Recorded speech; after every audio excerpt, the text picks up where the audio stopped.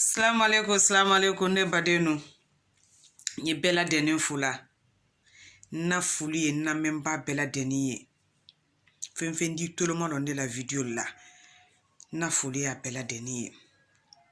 Hal bisa na barunyo ya le continuer là. Nimel kan na video terminer na gbe.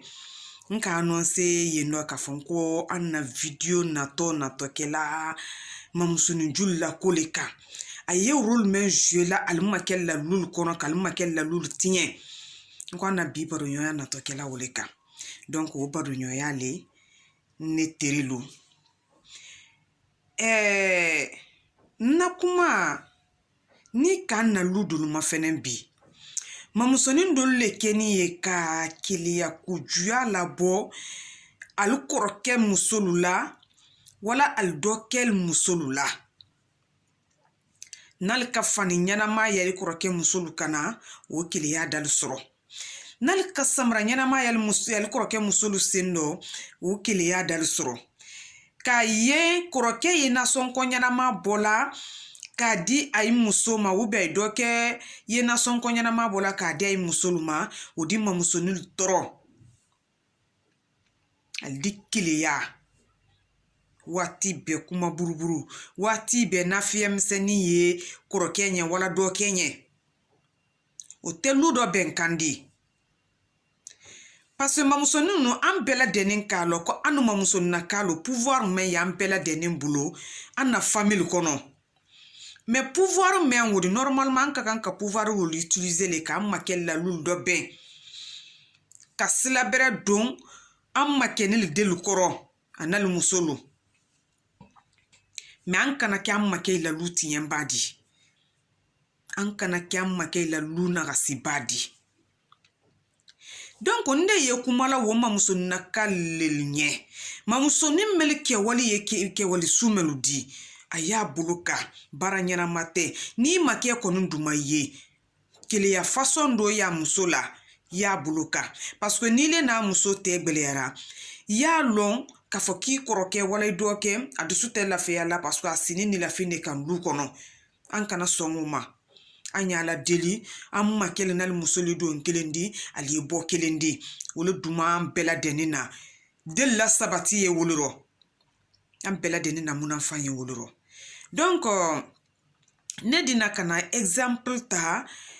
mamuso dole na makela koka ka iralla ko ke wali meni ni siama sule temina na famille kono ke wali nyana mate alele keni sabudi ka lucia mantien parce que ate amamuso na ka dole na la kana isi lulu kono dele ko alma ko ntene al bela deni jate aye jate sila ni mamuso na ka lu kan ntene ka foko aye luro be mbale di ni fateye alele luro be mbadi malgré anala musoya muso ni deli kun lala alele ma ka foko alele akorokela ludo bembadi wala alele adokela ludo bembadi o yetunya di kosebe. Donc an kana ke sabudi ka makela lultien. Donc ni misali ya ye mundi ninke doletre ana muso sinintra albeni ayedona kelen aye bola kelen fotolo ni yere mais man sabaka denkele lati alma ila fudu korof. Donc mamusoni ninko mamusoni ndia mamusoni ka kuma misenda mina koroke tulukoro ankoro i muso meni mbra ninfuye ka ninfuye den soro nate musoni ndi muso berata ye musoni dafa wodina sa wodina kana mbonso na siya koroke ka ira ka ado musula ka foko den ya Allah taala le bolo den ta adaba den si bolo mo site wodi ni diamant tala ka de Allah taala ma ka foka ay den ta kadima bela den ye den ye liyera bulole ko donc yi sabari ko den kele meni musole de ki kana joama ile ni ndi ansi ma lon ka foko den kele de keto am bela den tabadi sini ansi molo ko den siaman soron tala demberen soro wole koye am bela deni ala dili ka foka nye dembere soro bela deni ala tra ki so dembere la parce que di lo doli esesa lu kono la keni ka fa dena me denyana ma kelen taro idi do fana ye masaba sini den kelen pele ma waido den wodi ke ka ko bela deni ka soro bali adi kabilata ko limaniya kan fo mamuso nye mamuso manyai mamuso ka ye na kelen tese akorokela ka fo ka ye dola anu mamuso kam adunda famille asera famille siama vraiment hakili magele mana korokela muso koro ko den soro na te oda ludo ya fel bonso ni seyali ko koroke e demen soro na luta woledi donc finalement kuma la suniya bolo ma sera famille fanka warra kema comme ke mi so muso nyini kuma lu yere ka muso soazi al yere kanen ka muso fudal yere ye kanadi kenima ko ba ko muso folo te den soro nadi donc ala ki to ala mansayaro sankele sanfla san saba san nani ji jani ala madendi muso filana ni mafiu ala ka jabili ke ka fo ka yira ko ale ala le fama badi kuma kam ko bela banye ale ala le bula le ko bela de nkundon badi ka muso folo ni so kono filana na ni kono filana ni den ni soronda warake denke Allah taala kono ala don kusan jabili dolu kela ala kusan ko dolu jabila jabi nyama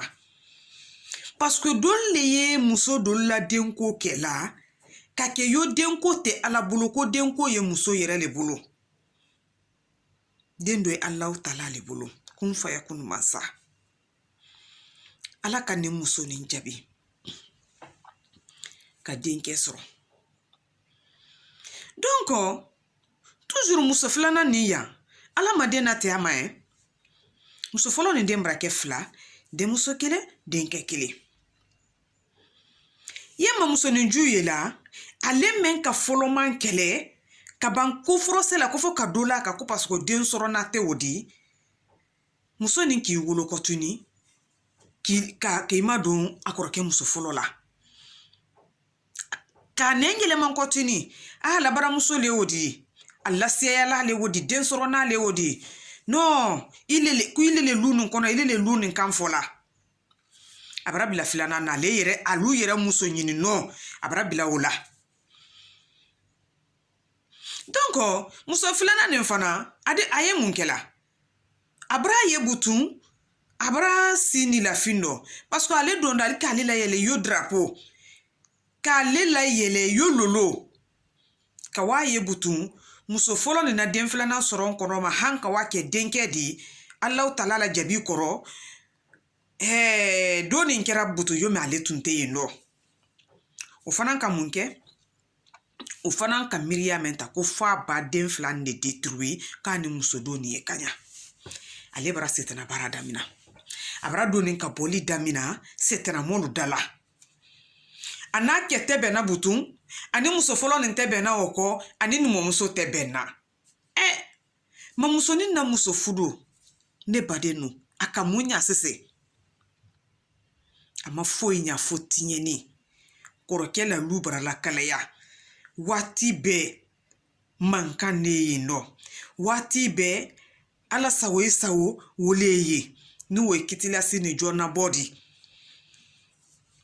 ni ma muso ni limanera tere wolon kama koroke kalimani ya kamen faye ko ali alani alala ko den ya Allah taala le bulu ko ate mosi bulu ko sebe ala nya ko muso tami den soro ma folo munu tumoro ko ala disa muso sola dengrela kaba ko kana jo den folo ni mana tere ko la menu problème min fele ni sise lu kono atun tekete donc an ma muso la kalu parfois anye ko luta hakilila anya kuluta hakili la anya lankundo kafo ko bela de ni juli Allah taala le bulu ko anu fose ante se kula anya fenfen kela ala le ala telama abarake sabudi muso filana ni barake nyambodi limani abara talala ko parce ala madenda alima ale bara juya damina lukono o be sabu ye mundi o ye mamuso ni judi parce que n'a ka hakilimaya nu ko tun te se ni yoro la donc ni exemple siamande ye an na lulu kono exemple dante nin kelendi situation brali yendo men keni kama keni la lulu tinye ni ko sulu k'a fɔ ko n kɔrɔkɛ muso tɛ den sɔrɔ n'a de n kɔrɔkɛ muso i b'a ye waati bɛɛ ale dɔ bɛnnen de a y'i wasola i b'a y'i wasola parce que ala ni ne kɔrɔkɛ a de fɛrɛ bɛɛ kɛ ko k'o tiɲɛ ndo lana ala la i kɔrɔkɛ muso ye situation mɛn o di ile yɛrɛ babila situation yɔrɔ i t'i banna yɔrɔ parce que ko mamuso nin t'i le kɛ o di i la fierté le k'a fɔ k'i sinen kɛ kɛ kun kɛ y'i la wasa i ni kɛ don kelen i ni kɛ bɔ kelen di alisa wani ɲɔgɔn na muso bɛɛ la fierté le o di mɛ ile muso ɲɔgɔn mɛn y'i ma kɛ kun i y'a fɛ k'o dɔ tiɲɛ mun na a dɔ tɛ tiɲɛ nin kɛla i y'a fɛ k'o dɔ tiɲɛ mun na a mako ye famille la i y'a fɛ k'o dɔ tiɲɛ mun na i kɔrɔkɛ muso ye baden bɛrɛ le di a ye muso bɛrɛ le di sinji tunna le mɛ ale ye hɛrɛ mɛn kunna i kɔrɔkɛ bara k'i y'o dɔ tiɲɛ wo kun ni seni ko la i fana ye karana i kɛlasi yɔrɔ le i kɔrɔkɛ muso ye situation mɛn dɔ di i fana ye kɛ ten ɲa mɛ an y'a lankun dɔ k'a fɔ ko ala ma woditi kɛla tɛ muso bɛɛ la dɛni ma ko ala ma tubabu du si la tɛ muso bɛɛ la dɛni ma muso bɛɛ la dɛni fana t'i si la bolokolon kun muso bɛɛ la dɛni t'i si la village la muso bɛɛ la dɛni t'i si la duba kɔnɔ an ye limaniya o ma k'a fɔ depuis an sɔrɔ lon ala k'o la tɛ la an ma k'a fɔ ko il est placé ne di kɛlasi yɔrɔ il est placé ne di kɛlasi yɔrɔ i sitɔ kɛ façon nin de kun i di se rêve la kɛ gbɛ la kɛ miya biela ɲuman la un Richard k'a fɔ k'i wɔti si la o kɛ façon su le kun mais si ça ne fait pas partie de ton destin wallahi billahi tallahi i tɛna si la o kɛ su kun i fudula i kɛ le ma donc o fa ɲɛ limaniya sɔrɔ o kolu ma la jalousie excessive de la part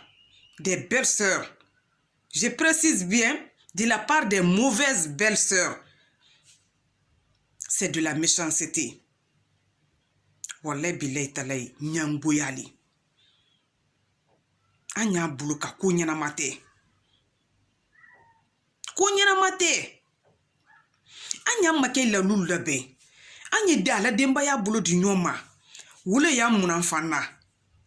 i makɛ dusu sumani bakɛ wala i fana dusu di suma an y'an wasola an makɛ le la an y'an kunna yirena an makɛ le la i makɛ bakɛ fendi mamusonin bɛɛ la deni ala dirila wolo la ko makɛ ye kɛ fendi parce que jigi mi le la dunyɔrɔ tɛ nin dɔ mɔgɔ min t'i kunna bila la wolo i makɛ di i ba ɲagba i burula ka wa wolo sɔrɔ i makɛ ni i makɛ den no i t'a wole di donc an kana kɛ sabudi ka o lalulu tiɲɛ an kana kɛ sabudi ka o lalulu nagasi an ka kan ka duwawu le kɛ wuli ye ka hɛrɛ la don lalu wolu kɔnɔ ka ne muso yi bɛyɔrɔ ka deli kɛ kelen di ma musoni na rôle ye wole di pouvoir men y'an bolo an kana pouvoir utiliser ka tiɲɛni na don an makɛ lalu kɔnɔ an na pouvoir ka kan ka utiliser le ka bɛn de la don du kɔnɔ donc nin de ka kuma ta ka se nin yɔrɔ sina la ne la kumaya a ye wo tiɲɛni na façon dolu le kan an na société la an y'a ma fɛnɛ ka fɔ Allahu Taala a ka bɛɛ lajɛlen harijɛ di ma dunya banko kolonin kan a kɛra fɛn fitinin di a kɛra fɛn belebeleba di bɛɛ lajɛlen harijɛ ye dunya banko kolonin kan i harijɛ babalo medi sa donc an y'a lankun dɔ ka fɔ an ye ko fɔsila dɛnin kɛla ala ɲa y'an na juru sara mansa ɲa y'an na kitila mansa fɛn fɛn t'i lila ma k'a fɔ k'a ye kiti la a di bɛɛ lajɛlen na kiti la ile ye mɛn ko su mɛn kɛlɛ i kɔrɔkɛ muso la ni wala ile ye mɛn ko su ɲangoya su mɛn kɛlɛ i dɔgɔkɛ muso la ni yala ni ala ka wo julu sara ile yɛrɛ la i sigiya rɔ y'a fɔla di ni ala ka wo julu sara i ta denmuso la i y'o fɔla di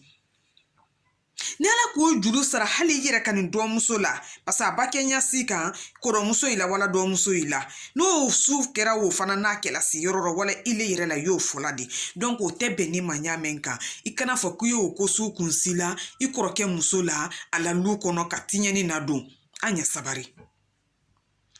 donc kuma meni nkana treme ko senke kan ko se ama kawanko kawanye situation kasia na famille kono mamusone le tinye ni dame na famille kono kasia no ko kelempele swazila ka kuma wo kan kahira ka lutil fanan kan ka hakili soro alma musone la koluma